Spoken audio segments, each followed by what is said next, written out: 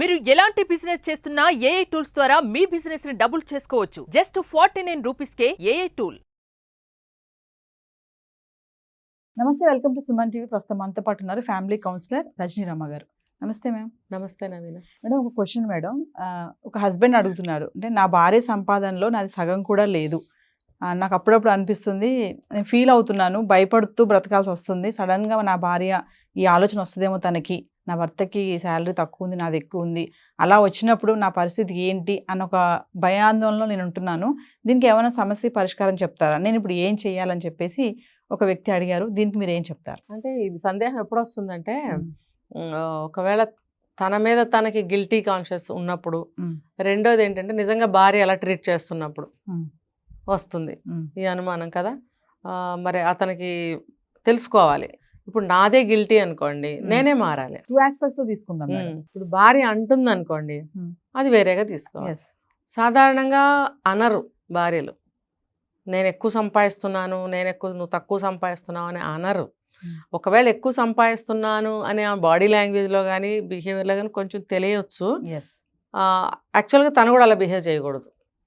ఇప్పుడు శాలరీ ఇంతే అని చెప్పి తెలిసే పెళ్లి చేసుకున్నప్పుడు అలా బిహేవ్ చేయకూడదు. ఇలాంటి కేసుల్లో ఎక్కువగా గిల్టీతోనే వస్తుంది సమస్య. వాళ్ళు అనడం అనేది చాలా తక్కువే. గిల్టీ, ఈగో, మేల్ ఈగో అనేది నెక్స్ట్. ఇది ఫస్ట్ గిల్టీ. ఇంకోటి ఏంటంటే, నేను మగాడిని కదా, నేను ఎక్కువ సంపాదించాలి కదా, నేను ఎక్కువ కదా. మగాడు కొంచెం ఎక్కువ, ఆడది కొంచెం తక్కువ కదా. ఆ కొంచెం ఎక్కువ కాబట్టి నేను నా సంపాదన తనకన్నా ఎక్కువ ఉండాలి, నా చదువు ఆ అమ్మాయి కంటే ఎక్కువ ఉండాలి. ఇప్పుడు చూడండి, కొంచెం లో క్లాస్లో తీసుకుందాము. చిన్న చిన్న పనులు చేసుకునేవాళ్ళు ఈ రోజుల్లో డిగ్రీలు చదువుతున్నారు. డిగ్రీలు అమ్మాయిలు చదువుతున్నారు, అబ్బాయిలు చదువుతున్నారు. ఇంకొకటి ఏంటంటే, చదువు విషయంలో చూసుకుంటే అమ్మాయిలు తేజ్గా బాగా చదువుతున్నారు, ఏ కేటగిరీ అయినా. అబ్బాయిలు కొంచెం డల్ అనే చెప్పాలి. అందరూ కాదండి, మళ్ళీ కొంతమంది అంటే పర్సంటేజ్ ప్రకారం చెప్తున్నా. అలా చూసుకుంటే నాకు డల్ ఉన్నారు చదువులో. అలాగే నేను చెప్పిన లో కేటగిరీలో కూడా ఇలాగ అమ్మాయిలు బాగా చదివేస్తున్నారు, అబ్బాయిలు నార్మల్గా 10th ఇంటర్లో బాగా ఎంటెక్లు చదివిన వాళ్ళు కూడా ఉన్నారు. ఈ తక్కువ చదివిన వాళ్ళ సంగతి చెప్తున్నా. 2వ క్లాస్ చదివిన అబ్బాయి డిగ్రీ చదివిన అమ్మాయిని చేసుకున్నాడు. మరి బాగా హ్యాపీగానే ఉన్నారు. ఇప్పుడు వాళ్ళకి తగ్గ ఉద్యోగాలు అయ్యా వాళ్ళు చేసుకుంటున్నారు. ఈ అబ్బాయికి చదువు లేదు కాబట్టి ఏదో చేసుకుంటున్నాడు, కూలి పనే ఏదో చేసుకుంటున్నాడు. అలాంటి చదవలేడు, రాయలేడు. చదివిన 2వ క్లాస్ అంటే కూడా డెవలప్ చేసుకోవచ్చు. 25 ఏళ్ళు వచ్చి గాడిదిలాగా నువ్వు కాస్త చదువుకునే అక్షరాలు నేర్చుకోలేవా? రోజుకు ఒక అరగంట కూర్చుంటే 4 అక్షరాలు నేర్చుకోవచ్చు కదా. ఆ ప్రయత్నం చేయడు. చదువు ఎక్కదు కాబట్టి 2వ క్లాస్తో ఆపేశాడు. మరి ఆ అమ్మాయి డిగ్రీ చదువుకుంది. డిగ్రీ చదువుకుని తెలివిగా ఉంటుంది, సంసారాన్ని నడుపుతున్నప్పుడు ఏమవుతుంది? కోపం వస్తుంది. జరుగుతున్నాయి ఇవి కూడా, నేను అక్కడక్కడ కోపం వస్తూ ఉంటుంది. ఇవి కూడా నాకు తెలుసు. అలాంటప్పుడు ఆ అమ్మాయి ఏం చేస్తుంది? చదువు లేని మొద్దులాగా పడి ఉండాలి. ఇప్పుడు చూడండి, ఒక విషయం తెలిసిన తర్వాత తెలియదని కళ్ళు మూసుకుని నోరు మూసుకుని ఎవరు కూర్చోలేరు. అలా చేస్తే బాగుంటుంది కదా అంటారు. ఇలాంటిది కూడా మనం ఒకసారి మాట్లాడాము ఒక వీడియోలో. అన్నప్పుడు చెప్పొచ్చావులే పెద్ద, నీకేం తెలుసా, ఎల్లు అంట్లు తోముకోపో అంటారనమాట. అంటే పాప అమ్మాయి డిగ్రీ చదివి కూడా 2వ క్లాస్ చదివినోడు ఆ మాట అంటే నిజమే అని నమ్మాలి, నిజమే అని ఒప్పుకోవాలి. నమ్మటం కాదు, నిజమే అని ఒప్పుకొని వెళ్ళిపోవాలి అక్కడి నుంచి. లేకపోతే సంసారానికి వస్తుంది, గొడవలు వస్తాయి. వాళ్ళల్లో ఏంటంటే వెంటనే కిడ్స్ పుడతారు కదా, ఇంకా అదొక బాధ. అయితే వాళ్ళల్లో కూడా కొంతకాలం పాటు ఇలాంటి గొడవలే జరుగుతూ ఉంటే వాళ్ళు ఏం ఉండరు, ఇమీడియట్గా వదిలిపోతారు. వాళ్ళ కోర్టులో అవసరం లేదు, డివోర్స్లో అవసరం లేదు, వెళ్ళిపోతారు అంతే. అది ఆ కేటగిరీ. అయితే కొంతమంది బాగున్నారండి. 2వ క్లాస్ చదివిన అబ్బాయి డిగ్రీ చదివిన అమ్మాయిని చేసుకుని మా ఆవిడకి ఇది తెలుసు అని చాలా గొప్పగా చెప్పిన అబ్బాయిని కూడా నేను చూశాను. ఇంకొక అబ్బాయి 2వ క్లాసే చదివిన అబ్బాయి భార్యని చిన్నప్పుడే పెళ్లి చేసుకుని ఆ అమ్మాయిని ఇంటర్ చదివించాడు, ఇప్పుడు డిగ్రీ చదివించడానికి రెడీగా ఉన్నారు అలాంటి వాళ్ళు కూడా. అంటే మనస్తత్వంలోనే కదండి ఇదంతా తేడా. అది నీ మనస్తత్వాన్ని బట్టి, నీ ఆలోచన విధానాన్ని బట్టి ఉంటుంది తప్ప ఇంకోటి. నువ్వు మేలిగోకి పోయావనుకో సర్వం నాశనం. అలా ఉండాల్సిన అవసరం లేదు.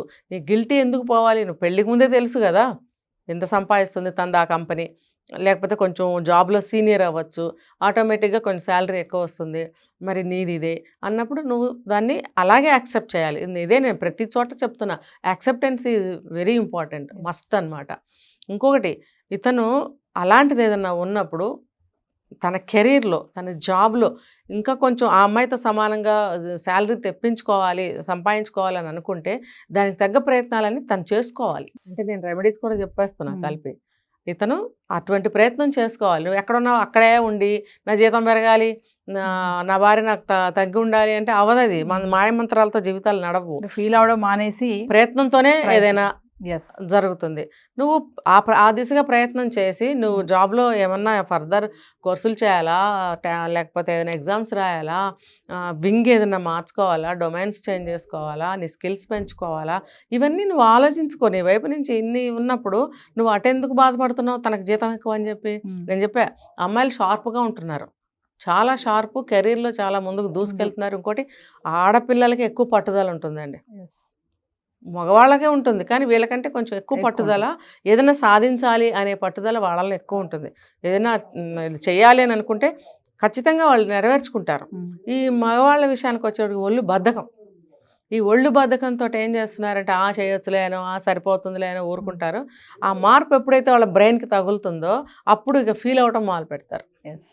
అప్పుడు బాధలన్నీ వస్తాయన్నమాట. అలా కాకుండా నువ్వు ఏం చేయాలో అది చేస్తే నువ్వు రీచ్ అవ్వగలుగుతావు.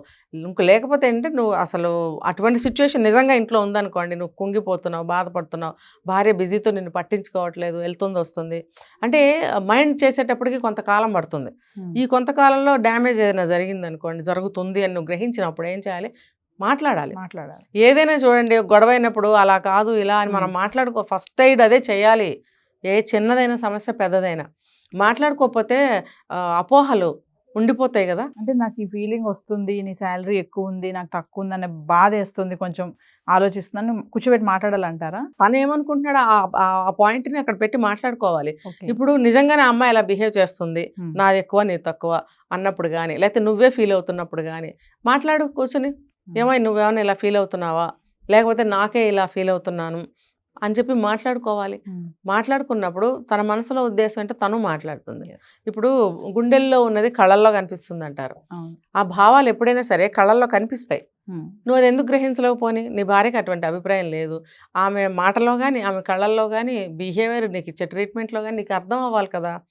అదేది లేనప్పుడు నువ్వు ఎందుకు ఫీల్ అవుతున్నావు అంటే నీ మేలీగో, నీ అసమర్థత, నీలో స్కిల్స్ లేకపోవడం, నీలో ప్రయత్నం లేకపోవడం. కాబట్టి ఆ తప్పు నీ వైపు ఉందా తన వైపు ఉందా ఫస్ట్ నువ్వు గ్రహించు. ఎవరి వైపు ఉన్నా సరే ఇద్దరు కూర్చొని మాట్లాడుకోవటం అనేది మంచిది. ఇంకోటి ఏంటంటే భార్య అయినా సరే ఎందుకు నువ్వు ఇట్లా ఫీల్ అవుతున్నావు, నేనేం అనుకోవటం లేదు కదా, ఇప్పుడు జాబ్ చేస్తున్నాననే కారణం అయితే నేను జాబ్ మానేసి ఇంట్లో కూర్చోవచ్చు. శాలరీ ఎక్కువ వస్తుందనే విషయం అయితే దానికి నేనేం చేయగలను. కాబట్టి నువ్వు సంపాదించినా నేను సంపాదించినా మన ఇద్దరి కోసం, నెక్స్ట్ పిల్లల కోసం. అలాంటప్పుడు ఇద్దరం ఇంతంత తీసుకొచ్చి ఒక దాంట్లో వేస్తే రెండు సమానం అయిపోతాయి. ఎవరు ఎక్కువ తక్కువ ఉండదు. నువ్వు 40 తెస్తావు, నేను 60 తెస్తా, రెండు కలిపేస్తే 100 అవుతుంది. కలిపేసి అందులో నుంచి ఇద్దరం వాడదాం. అది మనది కదా, నీది నాది అనుకున్నప్పుడే ఈ ఆలోచనలు వస్తాయండి. మనది అనుకున్నప్పుడు ఆలోచనలు రావు. ఇప్పుడు కొంతమంది బాగా ఇలాగే చేసుకుంటున్నారు. ఇద్దరిది కలిపేసి జాయింట్ అకౌంట్ పెట్టుకుని ఇద్దరు శాలరీ అందులో పడేస్తున్నారు. ఇప్పుడు తల్లిదండ్రులు కూడా చాలామంది తీసుకోవట్లేదు పిల్లల దగ్గర డబ్బులు, ఇంకా వాళ్ళే చూసుకుంటున్నారు. కాబట్టి అంటే వేరుగా ఉంటున్నారు కాబట్టి వీళ్ళు ఏం పట్టించుకోరు. కాబట్టి అప్పుడు ఇద్దరు కలిసి జాయింట్ అకౌంట్లో వేసినప్పుడు నీకు ఒక 25,000 అవసరమైనప్పుడు నేను తీసుకుంటున్నాను, మరి లెక్కలు తేడాలు రాకూడదు కదా. ఇగో నేను ఈరోజు ఇది నీకు చెప్పే టైం లేకపోయింది, నేను డ్రా చేయాల్సి వచ్చిందని ఒకవేళ డ్రా చేసిన తర్వాత అయినా సరే నువ్వు కాల్ చేసి చెప్పొచ్చు, ఇంటికి వచ్చాకైనా చెప్పొచ్చు. చెప్పడం అయితే మస్ట్. అలాగే ఇతను కూడా తీసుకున్నప్పుడు ఇలాగే చెప్పి తీసుకోవాలి, లెక్కలు అనేవి మెయింటైన్ చేసుకోవాలి.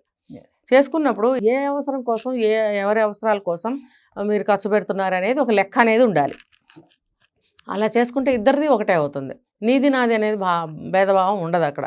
ఇది ఎప్పుడు వస్తుందంటే మాట్లాడుకోవాలి, కూర్చుని మాట్లాడుకున్నప్పుడు నీ వాళ్ళైనా నా వాళ్ళైనా ఒకటే.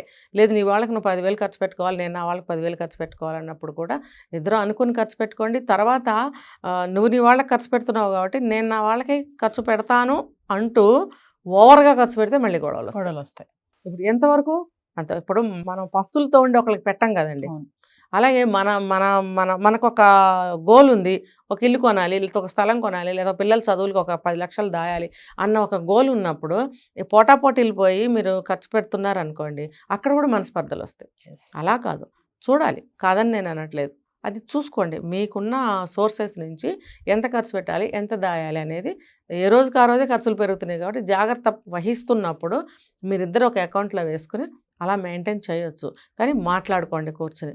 ఇటువంటి భావాలు ఉన్నప్పుడు కూడా ఏదైనా ఈగోస్ ఉంటే కూడా పోతాయి. ఎంత సరి చేసినా నీ ఈగో పోలేదనుకో ఇక నిన్న దేవుడు కూడా కాపాడలేడు. ముందు నువ్వు మారాలి. అదే నేను చెప్తున్నా, ఆలోచన విధానం మారి ఇక్కడ వస్తుంది, ఇక్కడ మార్పు రావాలి. ఆలోచన ఎప్పుడైతే మారుతుందో నీలో ఉన్న బాధ అనేది పోతుంది. పోయి నువ్వు చాలా ఏమంటారు స్పోర్టివ్గా ఉండగలుగుతావు. భార్య నా మనిషే కదా, నన్ను పెళ్లి చేసుకుని నా దగ్గరకు వచ్చింది, తనది నాది, నాది తనది, మాది మాది మాది అని అనుకున్నప్పుడు అలాంటి ఈగోస్ కానీ ఫీలింగ్స్ కానీ గిల్టీలు కానీ ఉండవు. అట్లానే ఆ అమ్మాయి కూడా ట్రీట్ చేయాలి.